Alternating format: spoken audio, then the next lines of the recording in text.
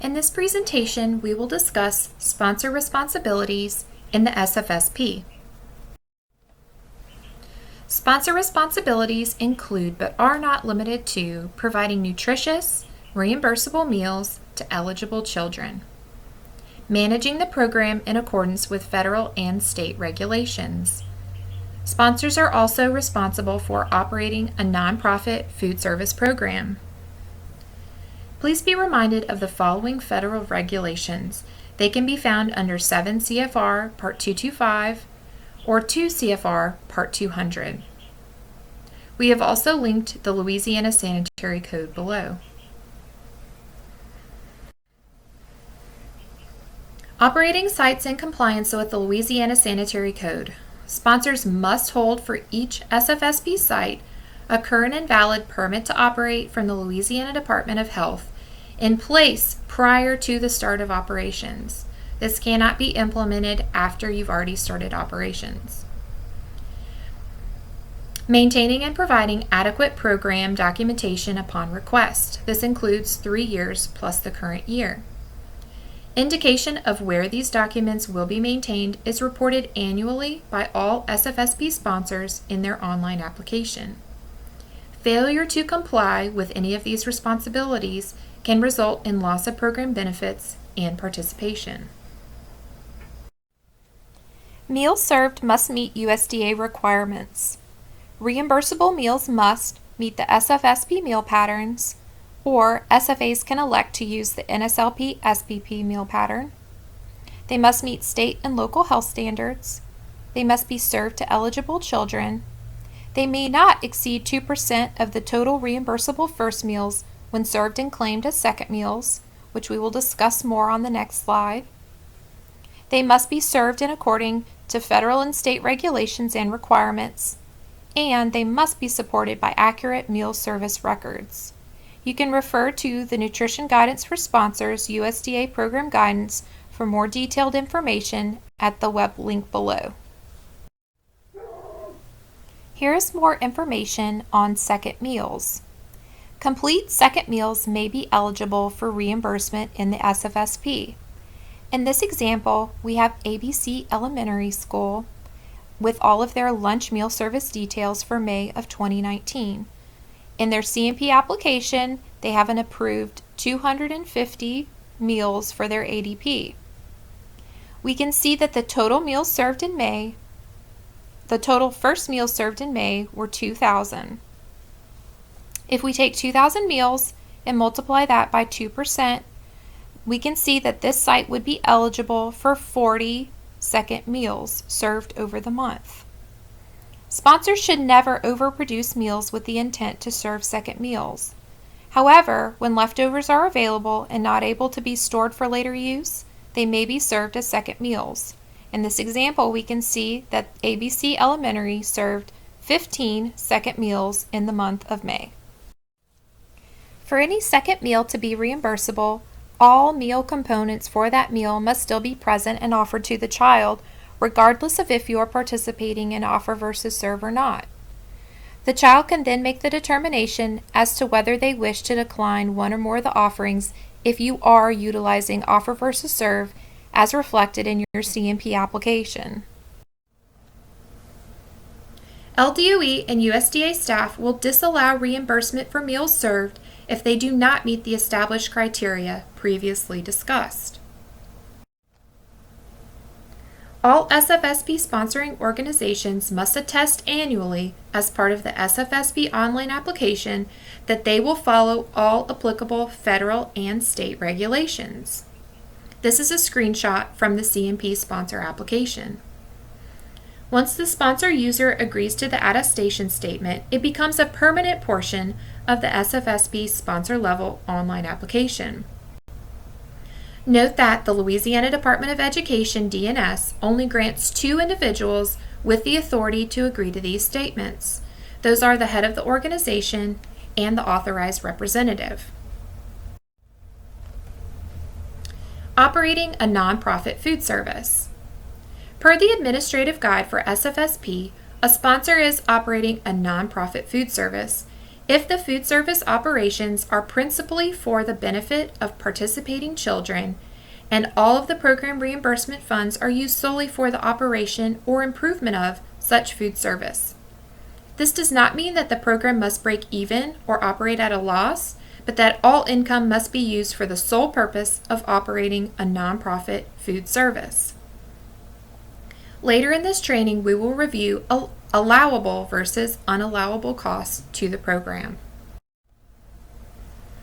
As an SFSP sponsor, it's the responsibility of those named as principals to the organization to oversee the operation of all areas of the program and oversee all financial and administrative portions of the program. Other sponsor responsibilities include staff training, which is conducted annually, monitoring of program operations, and timely submission of accurate claims for reimbursement. Staff training. All staff, both central office and site level, and both paid or volunteer, must be given sufficient training annually in order to correctly perform their job functions. The program cannot begin until personnel have attended at least one training session. If your staff is not able to properly document and conduct the program, reimbursements can be denied or reduced. Be sure to maintain training sign-in sheets with an agenda and the overview of the topics covered. Training details are collected annually in the online SFSP application. Staff training. When reviewing online SFSP applications, LDOE Division of Nutrition Support staff will compare training dates against the program start date to ensure that training has been provided before the program operations begin. This is a screenshot from an online sponsor level application.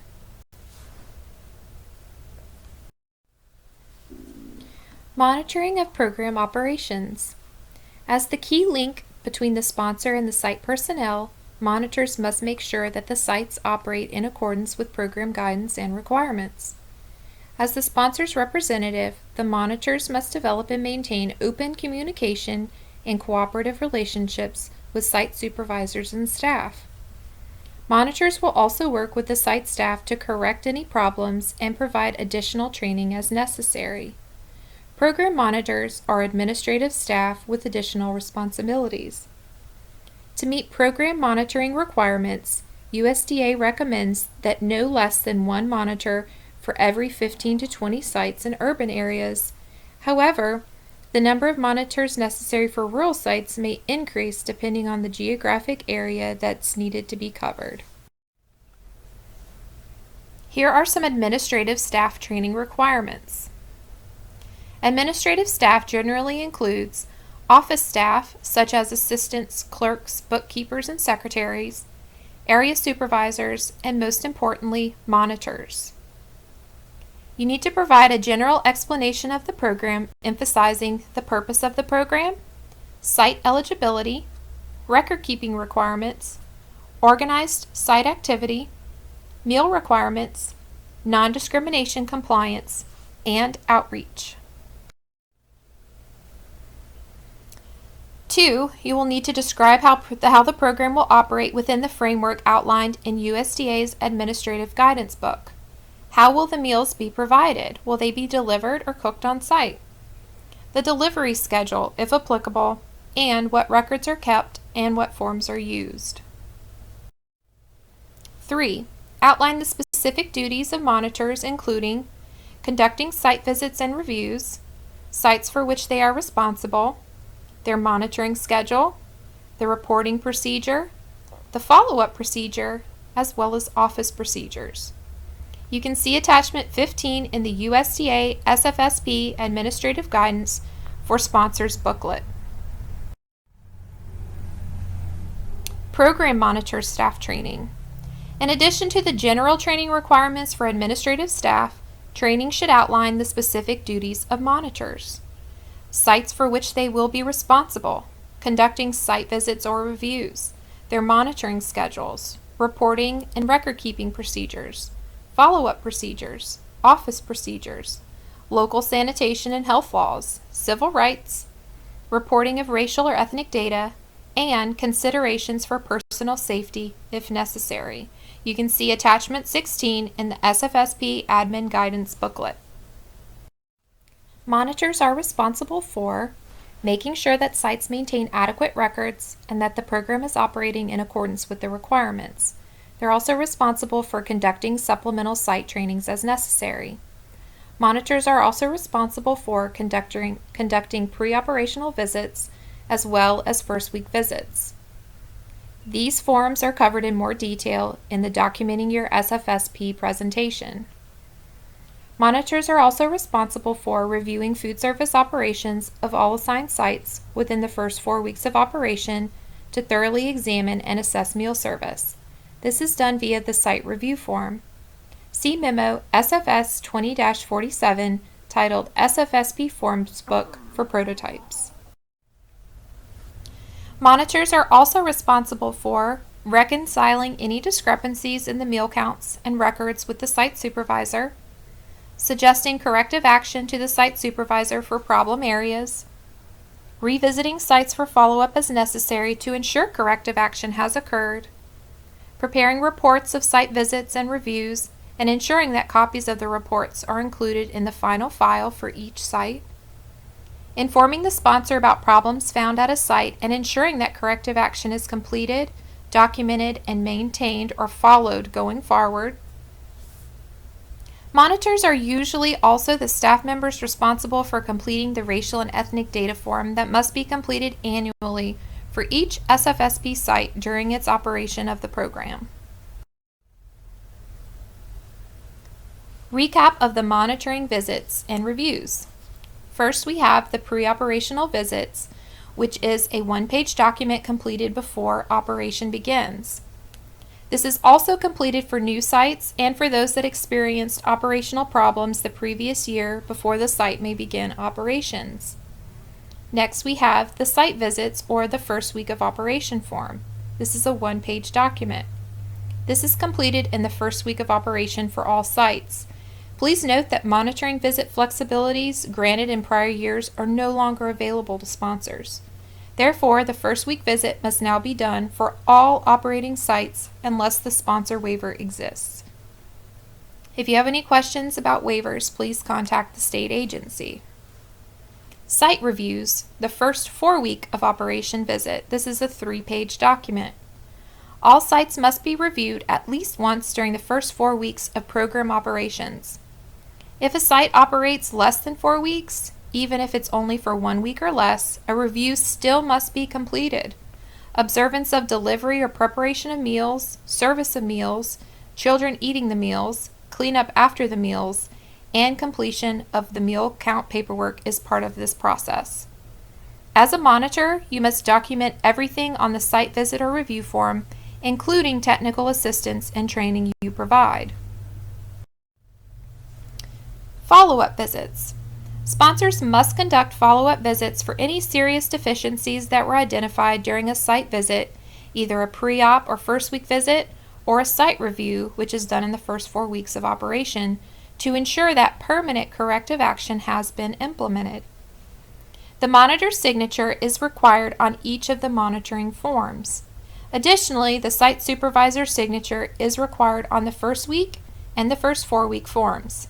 To be considered complete, all required signatures and responses must be listed on the forms.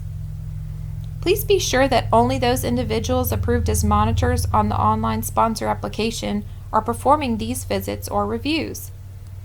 If changes are needed mid-program, these should always be handled through the submission of online form revisions. Site-level staff training. Sponsor training should cover the following areas at a minimum. 1. General explanation of the program. 2. Description of how the site will operate. Different areas need to be covered depending on meal service options used. 3. Explanation of record-keeping requirements. Which documents must be maintained and when to submit to the monitor or the central office. 4. An outline of the monitor's responsibilities. 5. Explain civil rights requirements. 6. Explain other miscellaneous policies specific to the SFSP organization. You can see attachment 17 in the SFSP Administrative Guidance Booklet.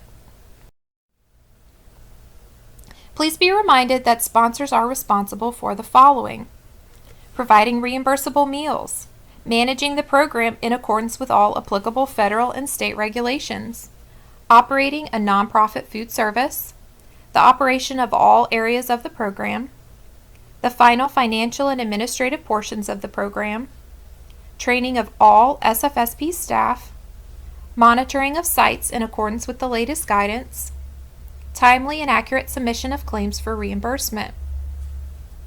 During reviews of programs, it is ultimately the sponsor's responsibility to ensure compliance at all participating sites, ensuring that any necessary corrective action is completed and maintained on an ongoing basis.